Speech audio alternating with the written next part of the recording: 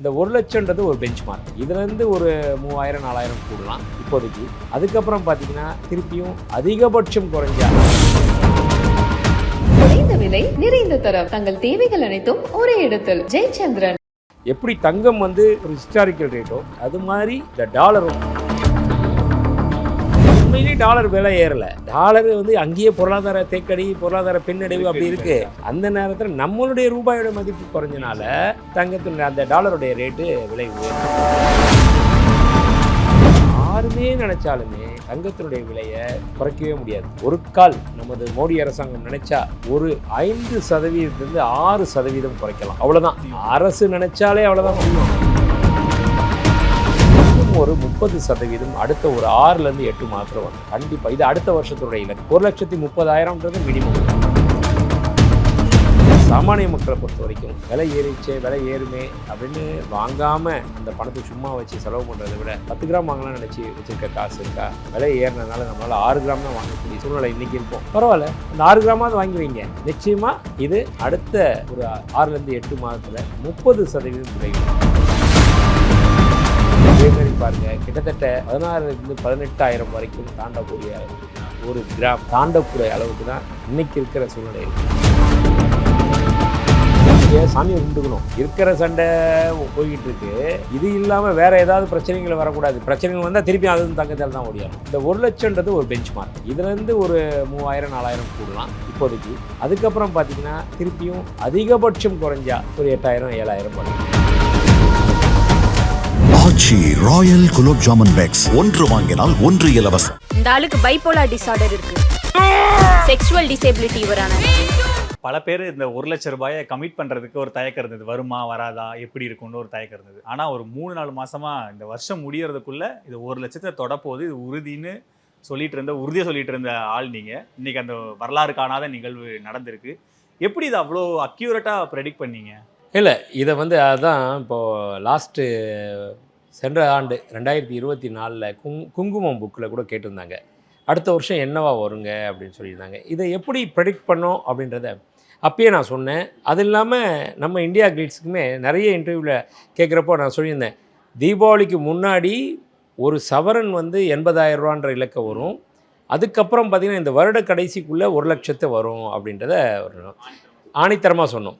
அப்போ கூட சொன்னாங்க, ஒருத்தர் வந்து இந்த வருட ஆரம்பத்தில் ஜனவரி மாதம் 1ஆம் தேதி 7,150 ரூபா இருந்த தங்கம் கொஞ்சம் கொஞ்சமாக ஏறி 8,000 ரூபா 8,500 வந்துச்சு பாருங்கள்.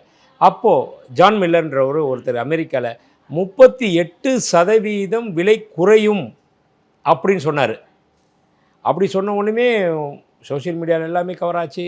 எல்லாரும் மக்களுமே வந்து என்ன பண்ணாங்க, டக்குன்னு வாங்குறது நிப்பாட்டாங்க. இந்த 40% குறையும்னா 40% என்ன ஆச்சு? 4-8 32 3,800 குறைஞ்சின்னா கிராம் 5,000 வரப்போதாமே. நான் சொன்னேன், இல்லவே இல்லை, கிடையவே வரவே வராது. அவர் எதை வச்சு 38%ன்றதை ஆணித்தரமாக சொல்கிறாரு? யோசிச்சு பாருங்கள். அப்படின்னு பல கேள்விகள் கேட்டது. பல விவாத மேடையிலையும் நம்ம அதை பற்றி பேசிட்டு பார்த்தோன்னா சொன்னேன், இல்லவே இல்லைன்னு. அதே மாதிரி பார்த்திங்கன்னா அந்த நல்ல மனிதர் சொல்லும் பேச்சை கேட்டு பாதி பேர் இன்வெஸ்ட் பண்ணாமல் அப்படியே இன்னும் குறையும் வச்சுருந்தவங்க பெரிய ஷாக் ஆச்சு. கிடுகிடுன்னு அதுக்கப்புறம் 8,000 9,000 10,000 வந்துச்சு. அந்தளவுக்கு வந்துச்சு. வர்றப்பையும் கூட அதுக்கப்புறமும் திருப்பியும் ஒரு 98,000 வரைக்கும் வந்த தங்கம் விலை குறைய ஆரம்பிச்சிது. விலை குறைய ஆரம்பித்தோடனேயுமே திரும்பி அதே மாதிரி தான் கேட்டாங்க. இல்லைங்க, வராது. அதிகபட்சம் 10% விலை குறையலாம். அதாவது 98,000னா 90,000 குறையும். அதுக்கப்புறம் ஸ்டாண்டர்ட் ஆகிட்டு திருப்பியும் விலை உயரும். ஆனால் கண்டிப்பாக இந்த வருடத்துக்குள்ளேயே 1,00,000 ரூபான்றதை வரும் அப்படின்னு எதிர்பார்த்தது. நான் வந்து கிறிஸ்மஸ் ஹாலிடே வச்சுருந்தேன். என்னுடைய கணிப்பு என்னென்னா, எப்போயுமே கிறிஸ்மஸ் நியூ இயர் அப்போலாம் வந்து இன்டர்நேஷ்னலில் பேங்க் இல்லாமல் ஹாலிடே. அந்த டைமில் ஒரு பெரிய ஹைக் வரும். இப்போ இருக்கிற ரேட்டை கூட அதுக்கு வரும். அதனால் அந்த 1,00,000 வந்துருன்றதை அதுதான். ஆனால் அது முன்னாடியே ஒரு 10 நாள் முன்னாடி வந்துருச்சு. உண்மையை சொல்ல போனால் அதுதான். அந்த இது வரைக்கும் ஒரு கணிப்பு வச்சுருந்தேன். அது இப்பயே வந்துருச்சு. என்ன காரணம் சார் இந்த 1,00,000? என்ன காரணம்? இப்போ வந்ததுக்கு காரணம் இருக்குது.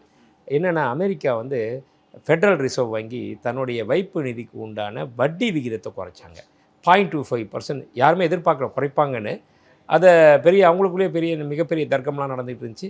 அதை குறைச்சாங்க. அது குறைச்சனுடைய விளைவு அது ஒரு பக்கம் ஏறிச்சு.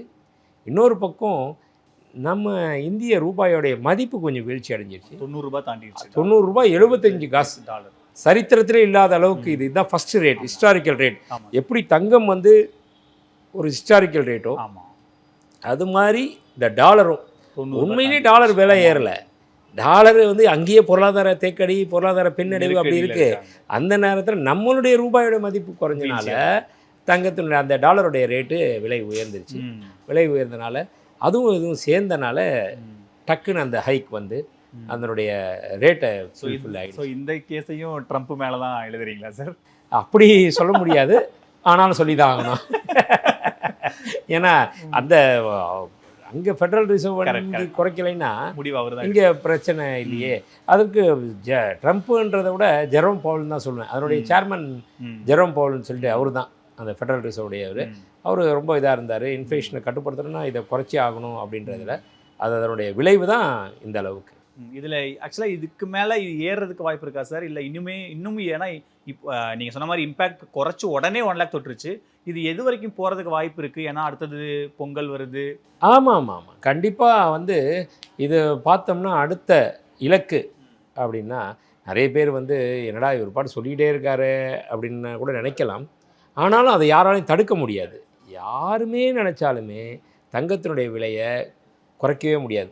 ஒரு கால் நமது மோடி அரசாங்கம் நினச்சா ஒரு 5% 6% குறைக்கலாம். அவ்வளோதான். அரசு நினச்சாலே அவ்வளோதான் முடியும். அரசு நினச்சாலே அவ்வளோதான் முடியும். ஏன்னா இம்போர்ட் டியூட்டின்னு ஒன்று வருது இல்லையா, அது 15% 6% குறைச்சாங்க. அவங்களே அது கூட சாத்தியம் இல்லை, நம்ம எதிர்பார்க்குறதும் தப்பு. இருந்தாலும் நீங்கள் கேட்குறதுக்காக நான் சொல்ல வரேன், மக்களுக்கு தெரியணும் இல்லையா, அதில் தான் நம்ம கையில் பங்கு இருக்குது. அது குறைஞ்சா கூட ஒரு 5000 6000 ரூபாய் சுத்தரவு எடுத்தால் தான். அது கூட அப்படி எடுத்தாச்சுன்னா அரசாங்கத்துக்கு வரக்கூடிய வருமானம் கிடையாது. பட்ஜெட் போடுறாங்கன்னா எவ்வளோ எதுலேருந்து வருமானம் வருது, எதுலேருந்து செலவு போகுது எல்லாத்தையும் பார்த்து அதெல்லாம் அனுசரித்து தான் போட்டிருக்குது. அதனால் இப்போதைக்கு குறைக்க வாய்ப்பு இல்லை, குறைக்க மாட்டாங்க, குறைக்கக்கூடாது. கூடாது. இன்னொரு பக்கம் இது வீக் ஆகிடும், சிக்கலாகிடும், டெபிசிட்டில் போய்கிட்டு இருக்கும். அதனால் முடியாது. அதனால் இன்டர்நேஷ்னல் மார்க்கெட்டில் குறையணும். இல்லாட்டி நம்மளுடைய டாலருடைய நிகருக்கு இந்திய ரூபாய் ஸ்ட்ராங் பண்ணணும். ஆனால் இப்போலாம் அந்நிய செலாவணியை டாலரை விட எல்லாரும் தங்கமாக வாங்கி வைக்கிறாங்களே சார். அதனால தான் இந்த அளவுக்கு விலை உயர்ந்துருக்கு. இது இனி எப்படி இருக்கும் யோசிச்சு பாருங்க. டாலர் மேலேயே நம்பிக்கை போச்சு. ஆமாம், மக்களுக்கு, அரசாங்கத்துக்கு. பல நாடுகளில் இந்த பிரிக்ஸ் இல்லையா, பிரிக்ஸ் இதெல்லாம் வந்து அவங்களும் டாலருக்கு எதிராக தான் பண்ணிக்கிட்டு இருக்காங்க.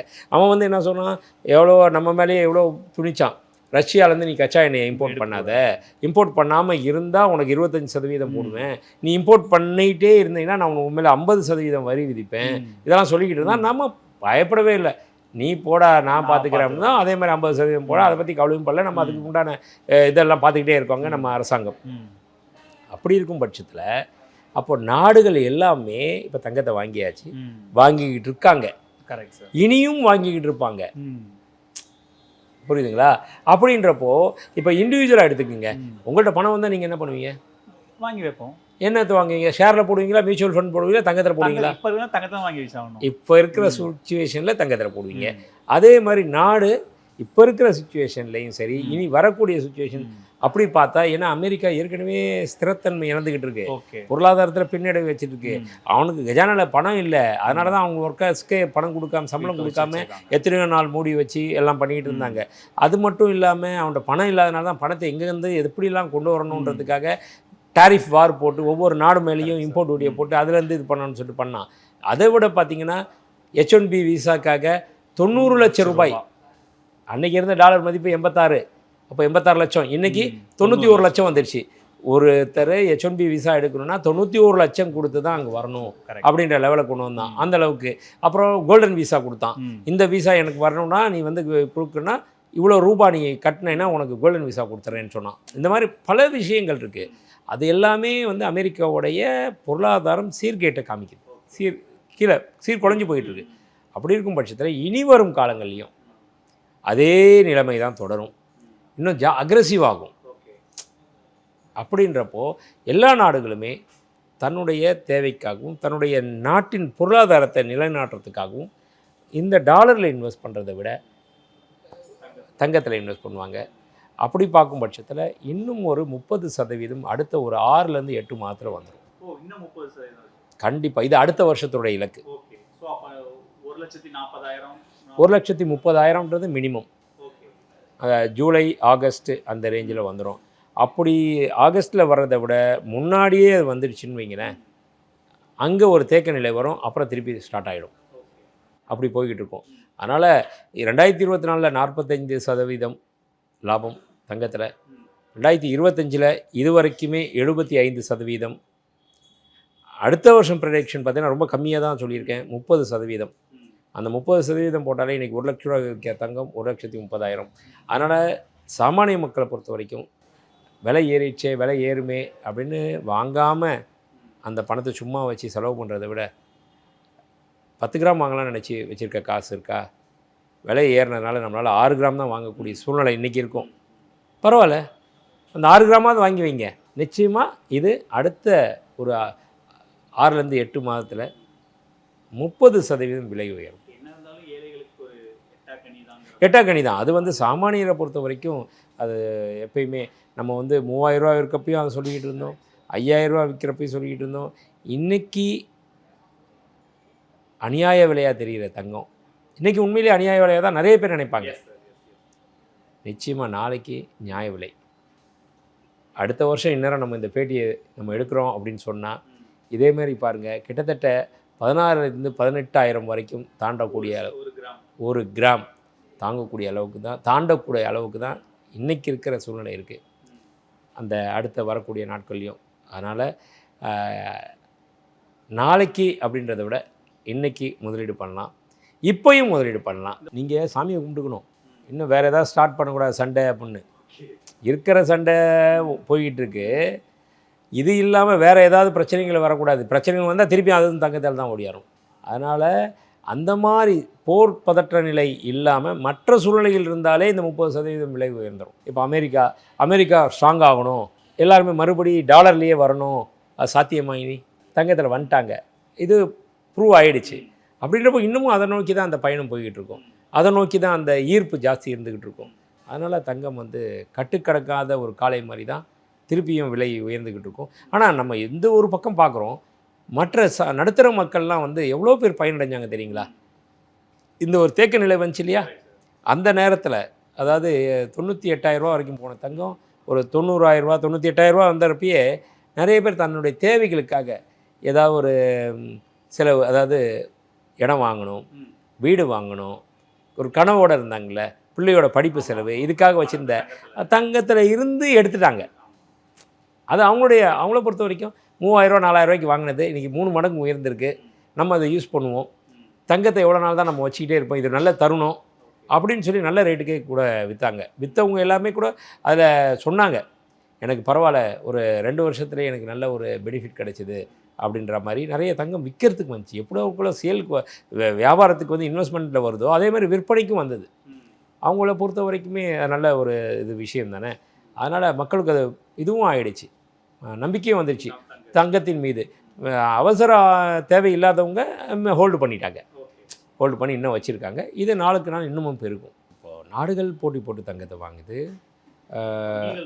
வங்கிகள் வாங்குது, சாமானியர்கள் வாங்குகிறாங்க, பெரும் முதலாளிகள் அதில் இன்வெஸ்ட் பண்ணுறாங்க, தனவந்தர்கள், வியாபாரிகள்னால் ஜுவல்லர்ஸ் மட்டும் இல்லை, ஜுவல்லரிக்காரவங்க நாங்கள் வாங்குறதுலாம் வந்து எங்களுடைய எவ்வளோக்கு எவ்வளோ வாங்க முடியும், எங்களுடைய ஒரு மூலதனம்னு ஒன்று இருக்கும். ஒருத்தர் கையில் ஒரு 5 கோடி ரூபா வச்சுருக்காருன்னா 5 கோடிக்கு தான் தங்கத்தை வாங்குவார், அதுக்கு மேலே எங்கே இருக்குது அவர்கிட்ட, வாங்க முடியாது. அதை வாங்கி முதல்ல போட்டுருவார். ஒன்ஸ் போட்டாச்சுன்னா அவ்வளோதான், இது ரொட்டேஷன் தான், திரும்பி விற்க வாங்குவார். ஆனால் சில பல பெரிய வியாபாரிகள், அதாவது அந்த ஸ்பெக்குலேட்டர்ஸ், இன்வெஸ்டர்ஸ்ன்னு சொல்லுவோம், அவங்க எல்லாம் என்ன பண்ணுறாங்க, பல 1000 கோடி லட்சம் கோடி வச்சுருக்கவங்களாம் இருக்காங்க. அவங்க எல்லாமே தங்கத்தில் மற்ற துறைகளில் எல்லாத்துலேயும் பிரித்து வச்சுருப்பாங்க பணத்தை. ஒரு இது வந்து கம்மியாக போய்கிட்டு இருக்கா, உடனே சரி ரைட் ஓகே இந்த லாஸை வந்து இதோட நிப்பாடிப்போம், ஷேரில் போட்டிருக்காங்க, ஷேர் அவங்களுடைய சொத்து மதிப்பு ஒரு 1000 கோடி இருக்குது, அந்த 1000 கோடி 900 கோடி வந்துடுச்சா, உடனே அதை நிப்பாட்டிட்டு இதை அப்படியே எடுத்து டக்குன்னு அடுத்து எது பர்ஃபார்ம் பண்ணுது இதில் போடு தங்கத்தில். இது பார்த்திங்கன்னா அடுத்த ஒரு 30% ஏறிச்சுன்னா 1300 1400 கோடி வந்துச்சு. இந்த மாதிரி தான் அவங்களுடைய கேம், அவங்க தான் கேம் சேஞ்சர்னு சொல்கிறது. அவங்க எல்லாமே அந்த அளவுக்கு இது நல்ல பாதையில் போயிருக்கனால மறுபடியும் அவங்க இதில் தான் இந்த 1 லட்சம்ன்றது ஒரு பெஞ்ச் மார்க்கு இதுலேருந்து ஒரு 3000-4000 கூடலாம் இப்போதைக்கு. அதுக்கப்புறம் பார்த்திங்கன்னா திருப்பியும் அதிகபட்சம் குறைஞ்சா ஒரு 8000-7000 குறையும், அவ்வளோதான். அது கூட பார்த்திங்கன்னா பிப்ரவரி மாதம் கூட குறையும், திருப்பி மார்ச்சுக்கெல்லாம் வெளியே திருப்பி ஐஎஸ்ஓ மார்ச் க்ளோசிங்க்கெலாம் பார்த்திங்கன்னா இயர் எண்டிங்க்கெலாம் பார்த்திங்கன்னா தங்கம் திருப்பி ஒரு ரேலி. சரியான தருணம் என்னை பொறுத்த வரைக்கும். என்னுடைய அட்வைஸ் டு காமன் அனுபவத்தில் தாராளமாக கடன் வாங்காதீங்க, கையில் இருக்க பணத்தில் வாங்குங்க. கடன் கூட வாங்கலாம், நகையை ப்ளட்ஜ் பண்ணி கூட வாங்கலாம். ஆனால் அந்த திருப்பியும் அந்த நகையை உங்களால் எடுக்க முடியும் அப்படின்ற ஒரு நிலைமை இருக்குது அப்படின்னு சொன்னால் சிறுக கட்டி வாங்கலாம். அப்படின்னா தாராளமாக அந்த மாதிரி ஒரு ஆங்கிளில் கூட தங்கத்தை வாங்கலாம்.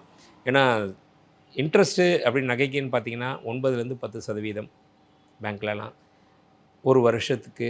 ஆனால் அதை ஒரு வருஷத்தில் 30% மினிமம் நான் சொல்கிறது ரிட்டர்ன்ஸ் இதில் வரும் அப்படின்றதான் என்னுடைய. இல்லை அதை மிஷின் பண்ணால் கூட அதில் இன்ஃப்ராஸ்ட்ரக்சர்னு ஒன்று இருக்குல்ல. மிஷின் எப்படி தன்னால் வந்துடுமா, அந்த மிஷினை பராமரிக்கிறதுக்கு செலவு, மனுஷனை வாங்கிறதுக்கு ஒன்றும் இல்லை. இப்போ ஒரு 10 பேரை வேலைக்கு வாங்கன்னா வேலை செஞ்சு முடிச்சுட்டு தான் சம்பளத்தை தரப்போகிறோம். ஒரு ஆளுக்கு 20,000 ரூபா சம்பளம்னா 2 லட்ச ரூபா சம்பளத்தை 30 நாள் அவர் வேலை பார்த்து முடிச்சதுக்கப்புறம் தரப்போகிறோம். ஆனால் மிஷினுக்கு அப்படி இல்லையே. கிட்டத்தட்ட 2 கோடி ரூபா கொடுத்து அந்த மிஷினை வாங்கணும். அந்த மிஷினோட காஸ்ட் என்னாச்சு, அதுக்கு இன்ட்ரெஸ்ட் என்னாச்சு, அதனுடைய டெப்ரிசியேஷன் என்னாச்சு, அதனுடைய மெயின்டெனன்ஸ் என்னாச்சு, அதுக்கு பவர் சப்ளை கொடுக்கணும். இல்லை இப்போ இதெல்லாமே இருக்குது. மிஷின் ஒன்றும் சும்மா இருக்குதுல்ல. அந்த ஆங்கிளில் பார்த்தோம்னா அதனுடைய இன்ஃப்ராஸ்ட்ரக்சர் அதுக்கெலாம். பட் அதுக்கு மிஷினில் வரனால ஸ்பீடாக ப்ரொடக்ஷன் நடக்கும், அதனுடைய வேஸ்டேஜ் கொஞ்சம் குறையலாம், இப்படிலாம் இருக்குது. இருந்தாலும் இந்த பக்கம் விலையே ஏறி போச்சுல்ல.